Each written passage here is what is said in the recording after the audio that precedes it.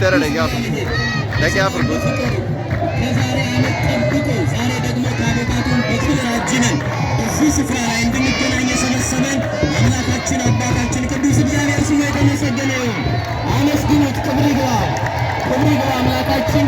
እንግዲህ አባቶቻችን ከዚህ በመቀጠል እንደ ቤተ ክርስቲያናችን ስርዓት ጸሎት ይደረጋል።